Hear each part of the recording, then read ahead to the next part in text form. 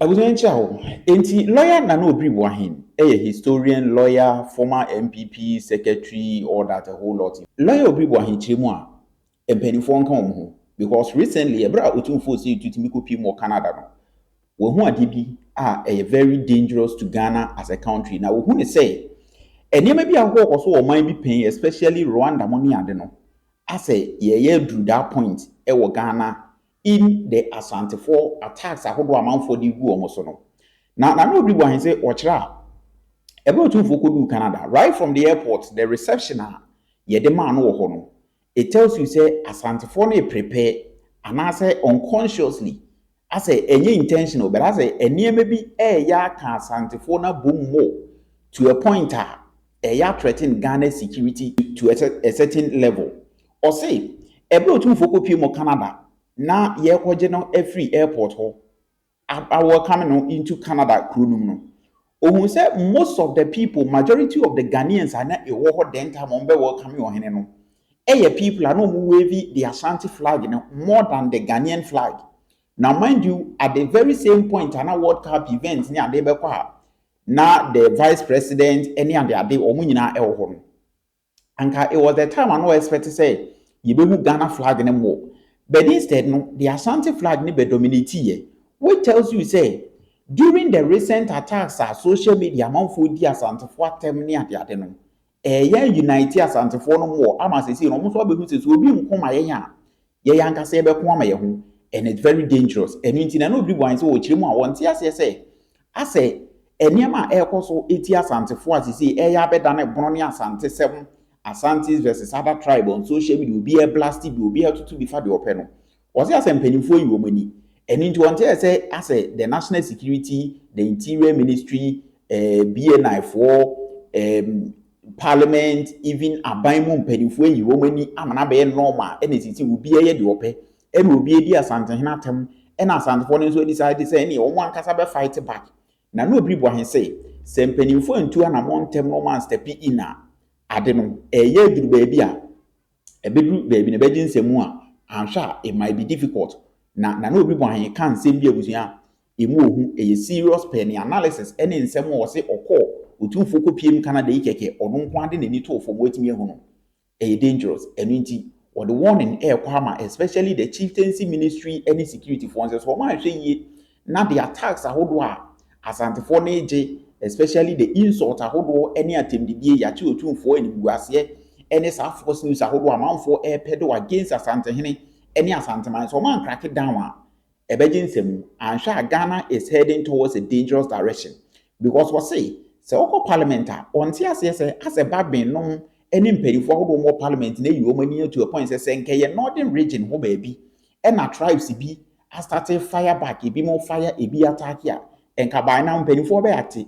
So why is Bagbin the speaker of parliament, the national security, the chieftaincy ministry and no more makan adenti na omo aye silent say baby e na ekono asante for no kra be dia tum say Ghana ni kra no I say the Ghana mpanyinfo is not even fighting for them.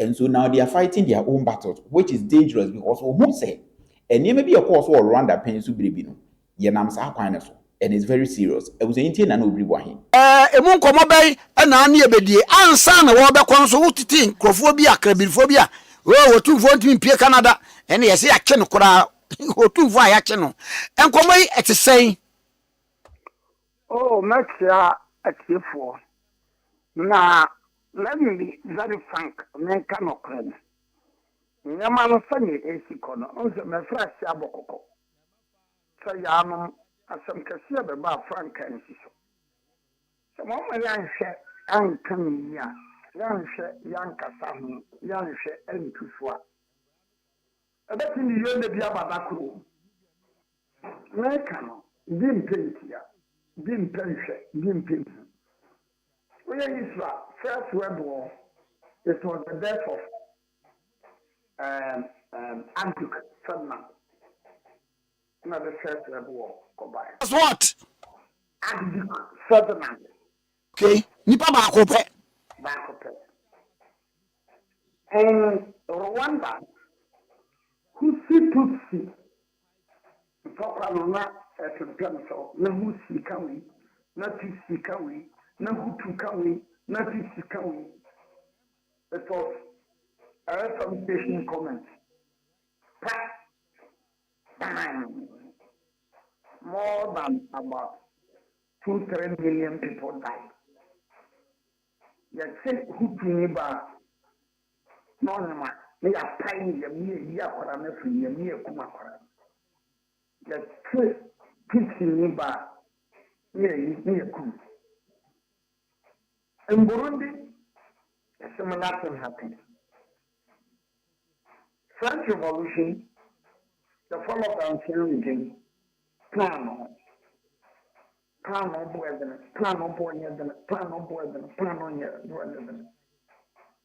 ancient regime, plan on.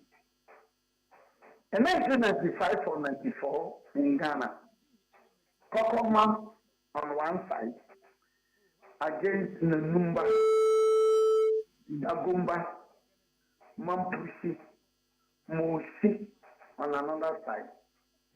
The death toll uncountable. 1990. Death toll uncountable. Seseno, Nyabayane, Bono, Asante. And this one, it is not even well defined. And then the money you because when you get Bono, not Bono, be Casa, not Odi Atemwa. Your people restricted to about 2 or 3 stools. But okay, some Bono, that is never correct. One takes a circle, you did attempt. Because he doesn't see himself as a circle, Ayapong. Santa, the baby, brother, uncle. One takes a certain uncle. There's some few stools. Supporters, from a year boy, more than a no man. Na okasane wa chire kakra won twe wa no mpire yi no me wadaworoma do mutiu Some few amajo na naye some few tools I keep that for. Look at constitute Bible say bono, then they come and bono. You can't get about a 10 tools. Then the cat said they come and bono. Maybe I told my Asante. Then actually the whole Asante as a group. That's what I told my bono. Ni Asante to and ni abonfo binom. I'll use the word bono binom. They don't want to say we are domestic or to be. Want to say Breku Adishia Pan air to be. Want to say the Brekum air to be. Want to say Banafu air to be. Want to say Nkranza for to be. Want to say Ufuman proper or to be. Want to say Tuobodom proper or to be. Na other side, enemy account, na other side is Omoto. And it is a very dangerous and a dicey.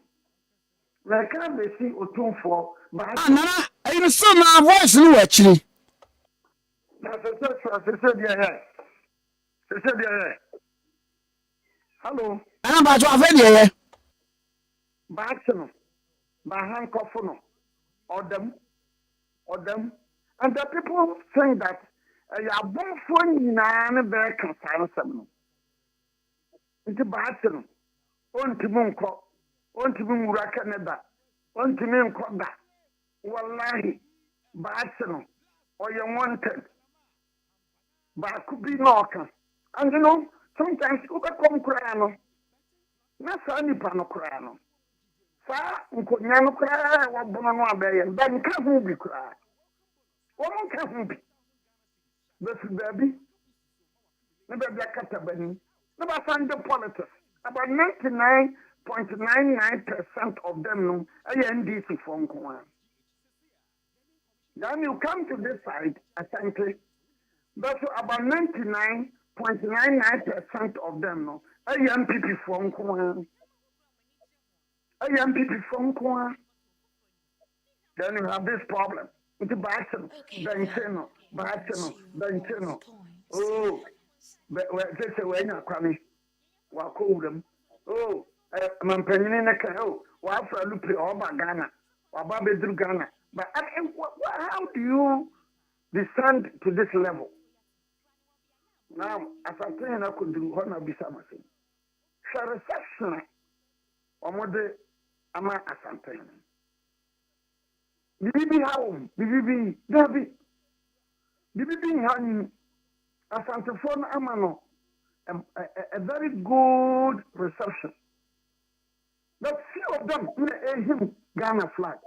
From time one, private jet no AC Tamak and so. Tama Otumfour PA. Tama Bamana Kwabano. Who Ghana flag no Elrubaya Adom. Asante flag in Kwa. Why? It means that the more among for Casa ATS Asante, the more among for Topi ATS Asante, the more the Asantes are getting organized, and the more Asantes are getting well organized. And that is dangerous for the country Ghana. Because our vice president is in Canada. The vice president. And Kabaria, and vice president to Panan, and Cassia. But attention about something and some more. Why? Because I some of Becon, and some a binum can attendia or binim a good year binum boy. And I found the Francis, where bedroom habia. Yes, and you see culture as this. And I'm saying that this is very dangerous. Minister Bank is a Parliament of Ghana are taking up this matter.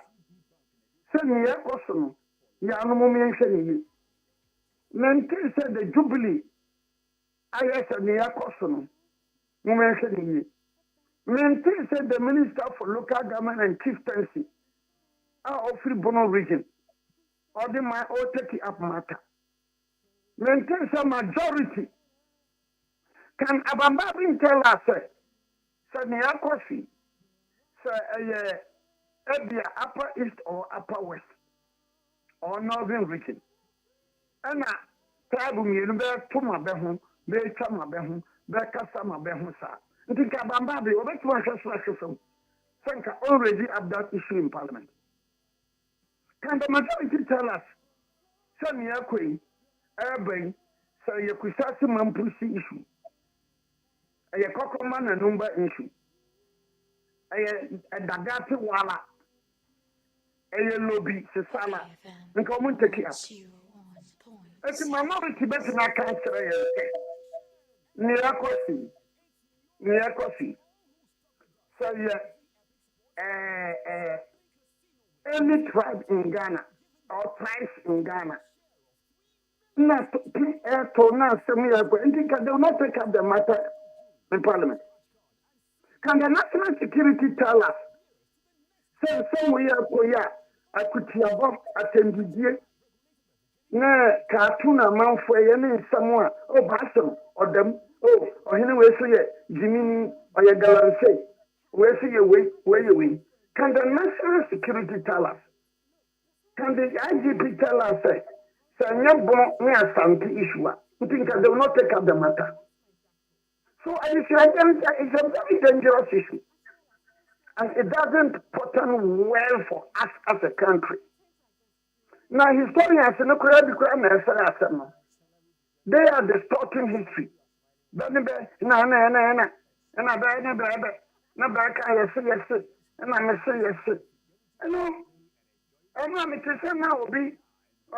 Platform, baby. No, then I followed it. Because I said, no, no crab. It is so, it's not only Onimia or Sama Coca, Doma, and the Kwaban Coin. Now, something. And then the comments, the info. I found it here. As a time, Doma. And the Kwaman Domatis interest on the Kwaman Queen. Now, something my. And then the name of Santos no Musurana. And now they have a word, the Asantephobia. No, fast forward. And no, and also, I can be ever can be. I'm going historians and also can be a your name. Other Osu Alata, na in 1620, I don't to free taxing. Oyerepa omono ema omo de soto ade no krama yone no ba mo ala 1620 ena osu alata fo no e free taximan e ko osu. You see, amani the problem in 1620 the present day taximan na eni hosa in 1620. In 1620, Shatta kingdom and now near friend of Bono Manson. So you are assuming Osu Alata. What can I say? People are capitalizing on that. And on that, if you know the Asantefour, and that if you should be Abonfour. But as now can also your Osu Alata. 1620. There was no present day Teximano, not a new present day Teximano, present day Teximano, about the 1890s. Present day Teximano, about the 1890s. So in 1620, it was Bono Manson. In 1620, it was Bono Manson. But the man wants to be serious. Well, what we some Canada, some midway in a room. The person said, one woman here, some historians. One crying a year, woman almost no here. I also heard about a historian be. What a cassanin, I can cassanin. Yes, you have free chief for him, a chief, Nanachi Brimpon. Na asɛmɛnti na Mcbrown ho na yesu free ya Mcbrown ma me ni Mcbrown papa me wa so ka kasa ben and the man calls himself a historian no also a historian but Mcbrown because the first even Bono man so pra nana samai no from 1295 to 1325 na Mcbrown it is our Mcbrown. Whether be free chief for no, I can't cast a bishop. I get to that is or this that's maybe the hatred for Asantes. The purpose is Mr. The Apostle Canada say our vice president in Canada, that Santana is in Canada. But you know, I can't see you know, quite Santana. I can't see you now, Santana because you know, walk as a Santana for now, walk as I am. Therefore, they will continue to showcase the Asante tradition. It is an Asante flag, you know. I will not be surprised to say, and next stadium Hokram. I wouldn't be surprised. So next stadium Hokram, the Brebehim Asante flag. Now, I bet I send you express and can spend a bobolwa. Nanka, protectors will be him Catalonian flag. How will you welcome it? How will you take it? And I'm Belgium, no be him Flemish flag. So who be somewhere? Make the baby American. Now, this thing has been highly intensified by the NDC people, NDC supporters, NDC activists on the Obra side. And when you come to the Asante side, it will be intensified by the NPP supporters, NPP activists, and it is dangerous for this country, Ghana. Poor Noah said it. Nana for the currency. Of course, Shatta or William. So, who was Doma? Who was Mahinko? Who was a Simaya? It's a better. Sana Doma play a bishop of Hong Kong. Oh, Kumasia. And that's to play a bit Hong Kong. And that's a human player be Hong Kong Kumasia. And so people are very quiet. Nobody is talking about this. Because I have bloggers in the Obra. It is okay for them.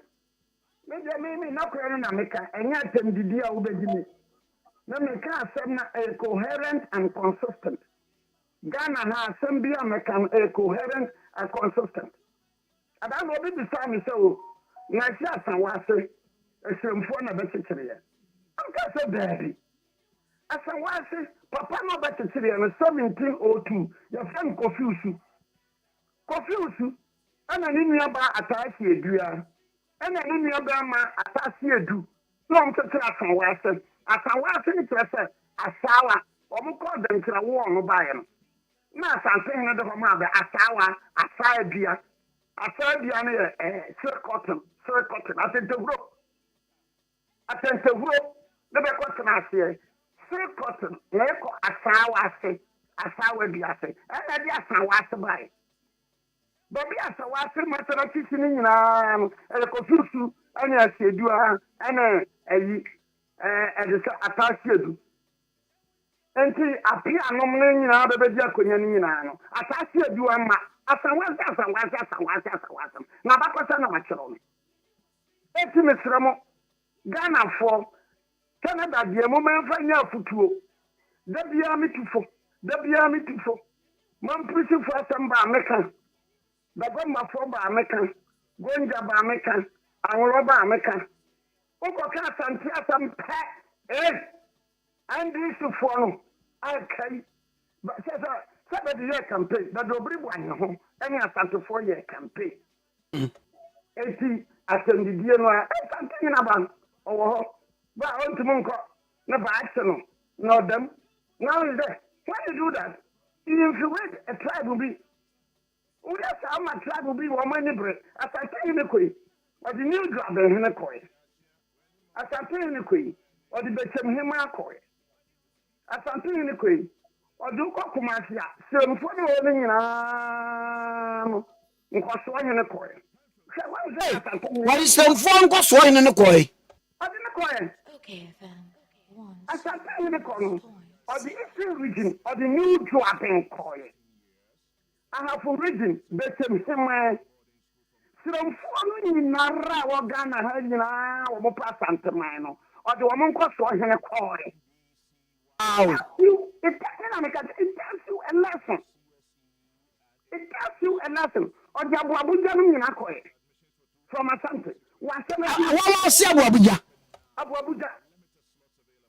so you see it tells you sir every time na Asantes from na dro ni ba ho na man Asantes from na dro bi ama me no ye Asantes baba kwasem no ene na meka na o ma ba kwasem no eye very interesting very rich so what you want to wo wira ho na wunya ba kwasem ntia Asantes from ba kwasem di bitie this is the kokano ba bi say this is na after the 48 route no this is not better than the man.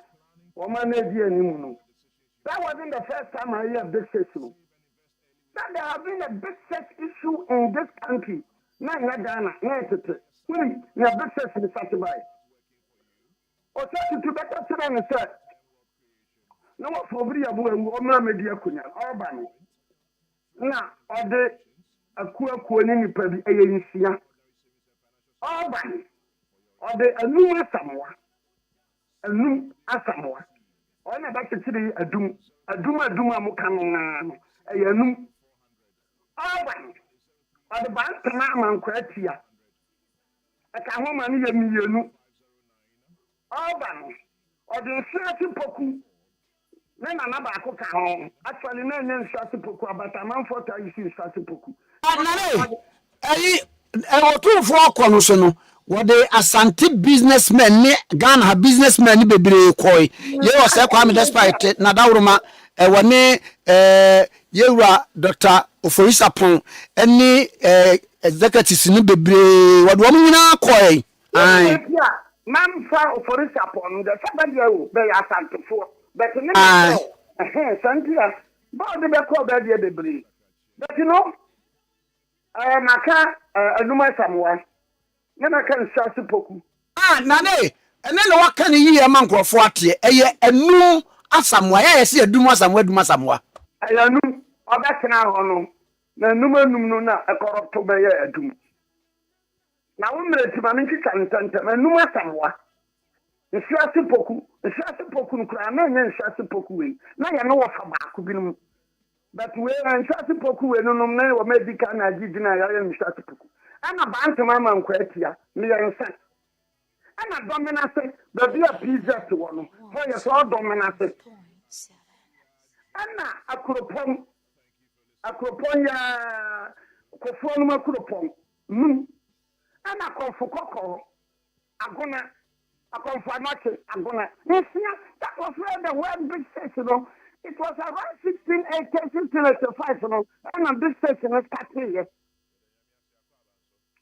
ya some control na kofa say man dia Asante ba una drama na no ne devi yake na Asante asano so please me pesa me yeni na yesina Asante ensina bi ma onidi obi atam bono ensina bi ba bono kwa dia na ma me ya gere ho taa se nkonya be se numa na ensina sufuo bi na be to peko so you cannot say I don't think Asante for no bi no kan na sabe na se me bo afu kakra because I generalize it abonofo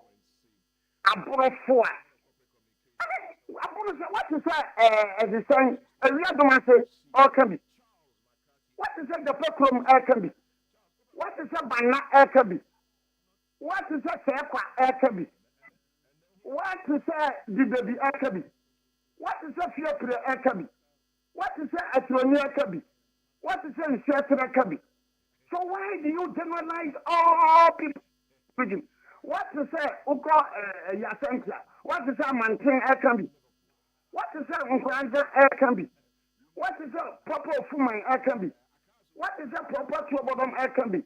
What is a proper Tanos can be? What is a proper Insera can be? But who mentioned you, Yan? I can be the I could have born in the fact NDC bloggers.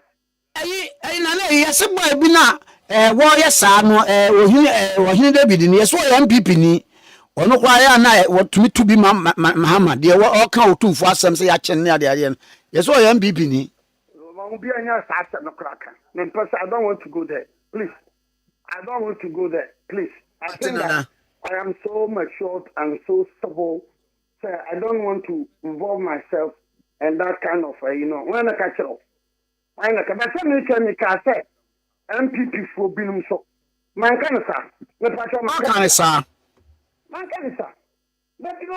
how do you use and I think what is happening is they don't come from this Bono or Bono East region one can be also be a wono or tana na waje na we Jimmy no be sure one man on Asante region no also to no also to na Abonofo Jimmy this is a very serious thing.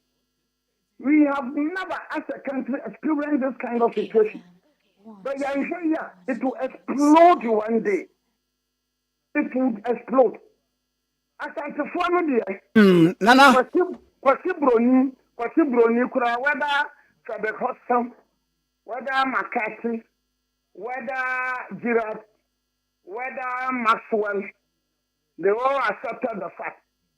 On the Twitter fact.